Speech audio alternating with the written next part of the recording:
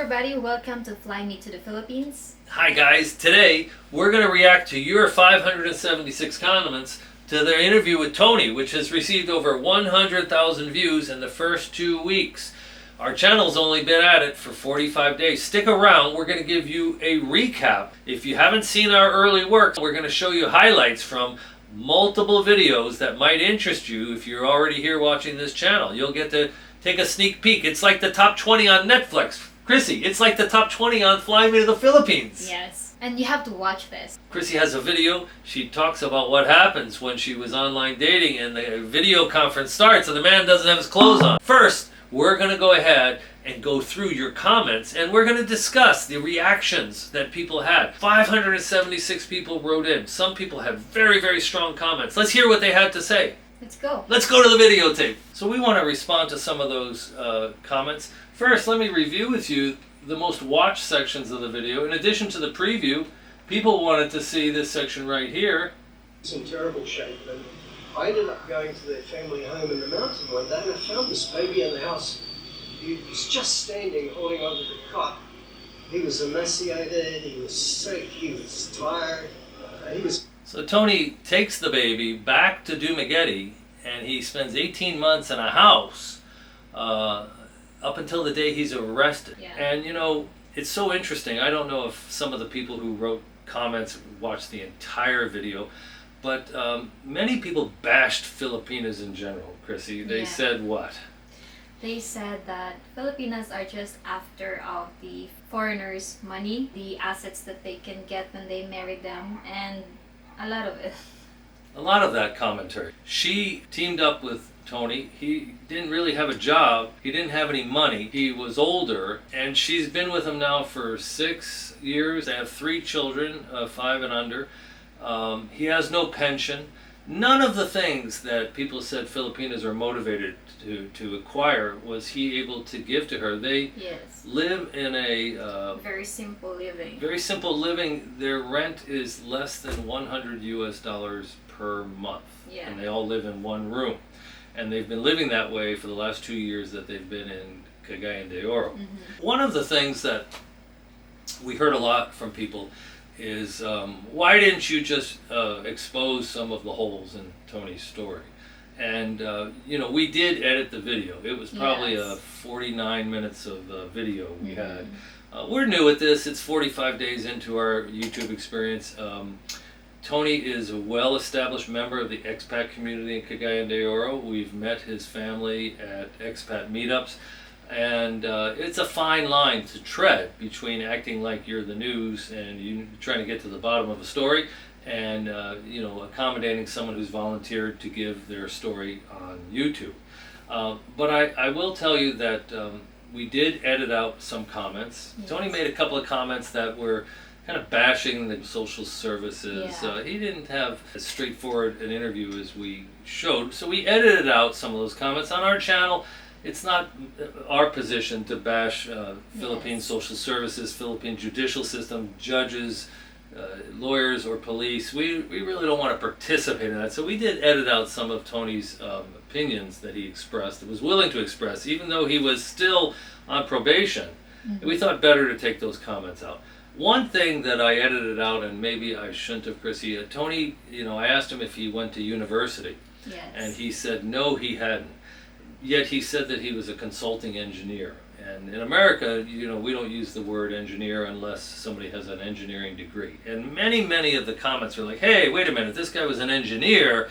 He should have had savings in the bank. He should have had pension. He should have had... And so I feel like maybe, you know, Tony was willing to share on the tape that he hadn't gone to college. I probably should have left it in. It would have added more context to his story. Secondly, we asked about Tony's finances, like when he came to America. And we went very quickly through Tony's story. Many people called bullshit, like, hey, it's against the law not to pay taxes in America for 25 years. How could you possibly have worked for 25 years as an engineer and not have Social Security? You only have to pay 10 years to be eligible. If you're paying taxes, you should be eligible to receive a pension. So I didn't really want to press into it, but so many people have commented We've talked to Tony about coming back for a follow-up interview where we can pose some of your questions to him directly. Why he would retire and come here without adequate funds? Well, he shared with us that he had intended to sell his business and that there are some funds that were caught up in trying to transfer them into the country. And possibly he eventually sold his business. We could ask him more about that next time. So I think when he had a plan, he thought he was going to be able to liquidate his assets in America and not rely on a Social Security pension. And that went bad for him. We asked him about drug addiction and dependency and depression. He said no. But other people said, come on, who lives on the beach with a medical problem for 3 years and doesn't seek help? Who if you have resources, so people just didn't think that made a lot of sense. What do you think, Chrissy? Well, the people's opinion are divided because some people had gave their sympathy, about the story, and some people are just like, for me, they're very, very smart to detect or sense those unmatching statements. Right. I mean, for me, it's hard to imagine allowing myself to become homeless in a foreign country, no less, when you're an educated person from a Western country. It's very, very difficult. And I'm sure he had many charitable acts provided, like he described, and he had enough shelter to survive. Thinking about it, the fact that he is married, legally married to the Filipina, how could she allow her husband to live in the beach with all this, with sickness, Right. with a health problem? If it's just a very, very minor marital problem, even if she can't forgive Tony for what he did, maybe there is still a sympathy that you will feel as a wife, as a Right. legal wife. Right. Chrissy, a lot of people said, boy, I'd like to hear the other side of the story. Yes. What do you think? Do you think there is another side to the story? At the very first time that I heard Tony's story, I was like inspired by some of his statements, but also doubtful in some other statement that he gave. And some people said, gee, why didn't he take a DNA test? I mean, why not just solve this whole problem with a DNA test? People wanted to know, how did this gentleman get a lawyer to do things? People felt like maybe he had relied on other people's good graces. However, let me repeat, 1/3 of the comments, and we're going to go through them here in a minute, were just, oh my God, Tony, you're a hero. We can't believe you pulled yourself together and what you've been through and how you were wronged by this Filipina. And many people wrote, I've been wronged by a similar situation, or I'm going through court right now. There were a few people for like men's rights and things like that got a lot of comments.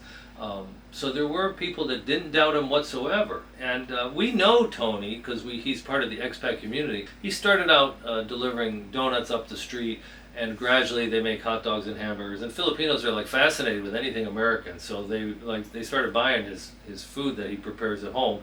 And just this week he advertised for a second commissioned agent to bicycle another bicycle and put another tricycle on the streets. It is a small success story. People did ask, what is he going to leave behind? Does he have insurance? Does he have plans? Does he have a way to care for this family? Okay, Chrissy, let's actually go to the comments.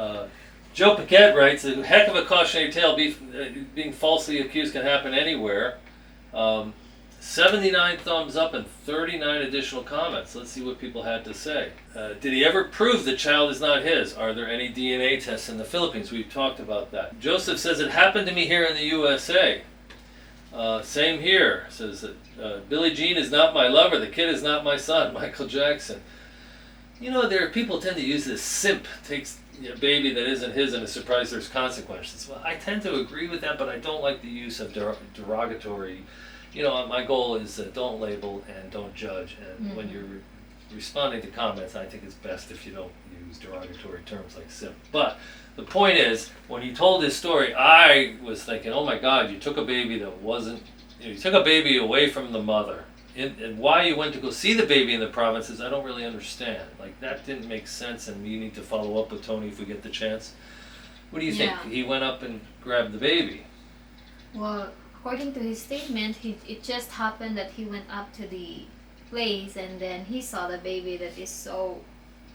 he feels sorry about the baby because he said it was abandoned and was there alone. And I don't know what kind of mother are you. You're going to leave your baby alone in the house without anyone that is looking after him. Well, you know, there was just a husband and wife arrested in America last week. They were found 300 miles away from their child who was left home alone. But I don't know whether abandoned, you know, they might have been at the river washing their clothes. Leaving a baby alone is not a good idea. And, you know, the baby, he took the baby to the hospital, he says, and they told him they would file a police report. I think I would want to be the one to file the police report and get the police to give me a written statement saying you can take the baby. Well, let's see what else we have. Being kind to a starving child is not simping. He didn't take the female back, so I don't see your point. That being said, what he did is illegal. It's not his kid, it's kidnapping. He had no right. He could have reported it to the proper authorities, a very dumb move, and yes, it's simping. She banged another. Okay, so he entered a private house and kidnapped a child. He is lucky he's still not in jail. You can't claim a dog doesn't look healthy and steal it. Can't do a DNA test during gestation. After the baby is born, a paternity test can be performed. Here, Tony is lucky he wasn't poisoned, then cremated to squelch an investigation like happens in Thailand once the wife gets hold of the money in the car. That's Mike Brown. Willa's hubby, Tony is a fascinating guy and genuinely optimistic. I feel I've learned a bit just listening to what he endured. After being here 11 years, I sometimes find myself feeling like I just can't accept certain aspects of life here, specifically the injustice that the government often shows foreigners. I am surprised that so many people helped him. That was sort of a similar theme. A lot of people were really inspired by Tony's story. Yeah.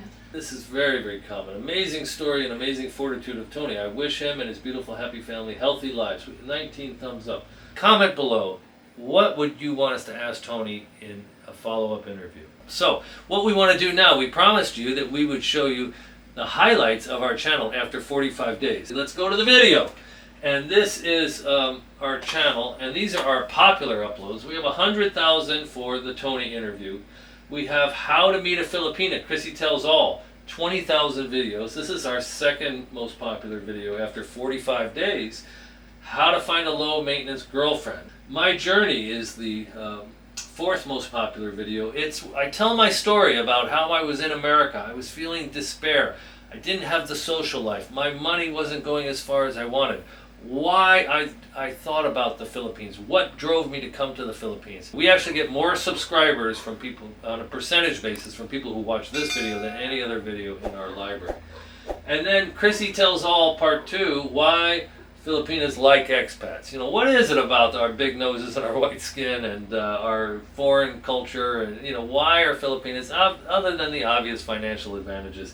And that has 10,000 views. And I promised you something interesting. This is Chrissy Tells All. This is something that shocked me when I heard it, so here you go. It's at the beginning of Chrissy Tells All. Like when they request for a woman to video call them, you will be surprised because when the video will be open, you will just see them naked. You will see them playing. Okay, if you want to hear more, that's How to Meet a Filipina, Chrissy Tells All. It was actually, I think, our fourth or fifth video that we ever made. We weren't very good at making videos, but it was an interview format, so it's actually really good.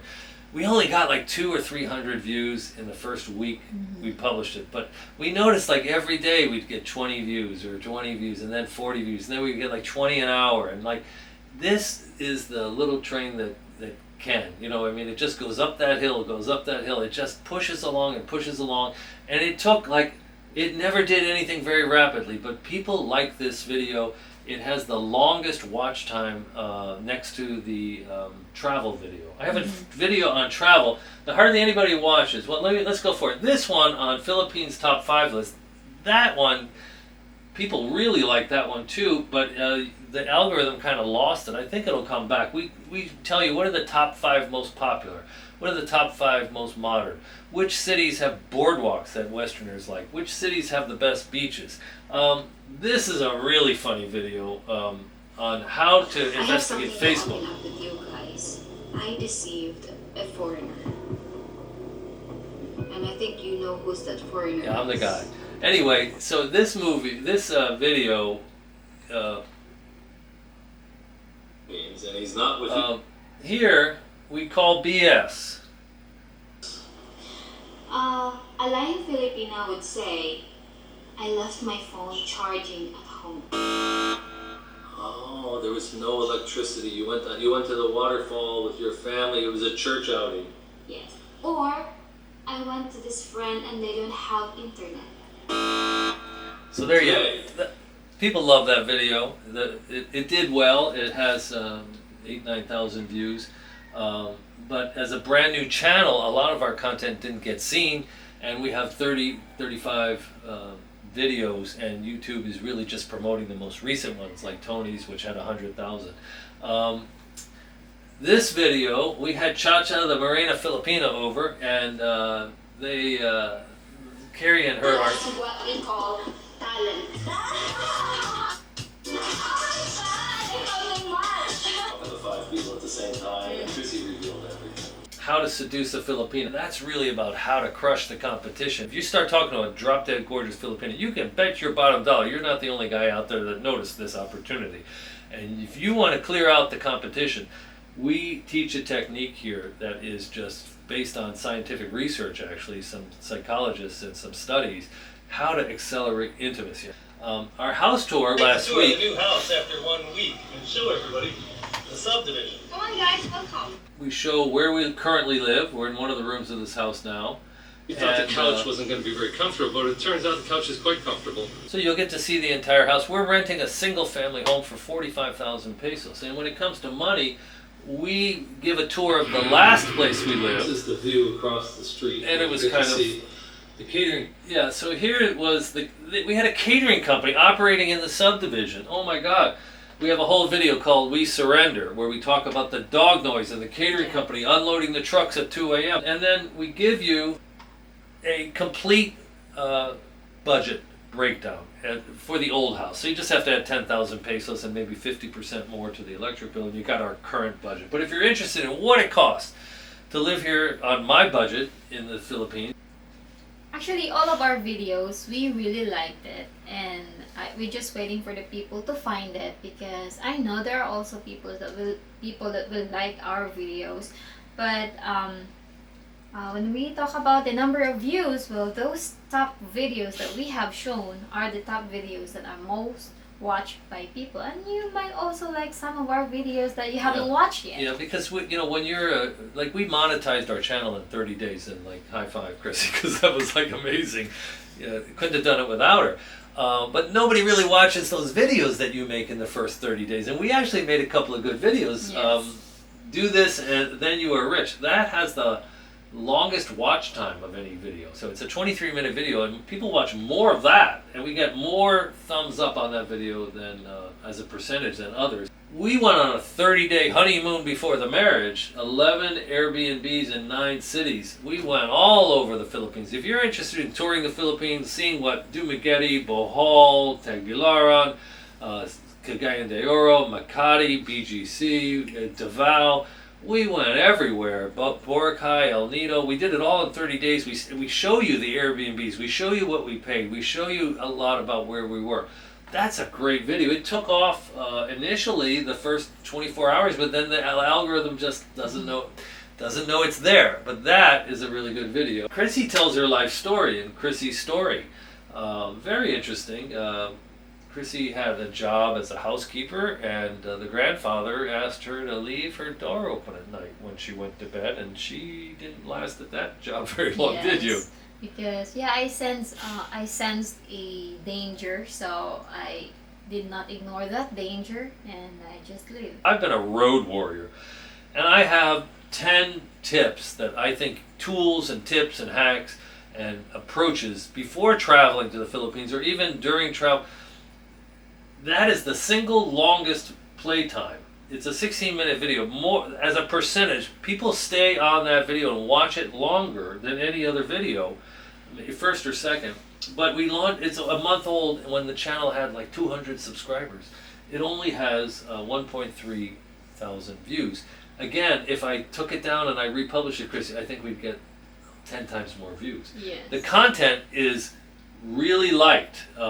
It gets a lot of thumbs up, it gets a lot of positive comments, and like I said, I'm just sharing with you the apps and the tools and the methods and the money transfers and the telephone SIM card systems and how I handle it and why I handle it that way after having like some experience. So I highly recommend it. So there you have it. There's a recap. We've been at it for roughly 45 days.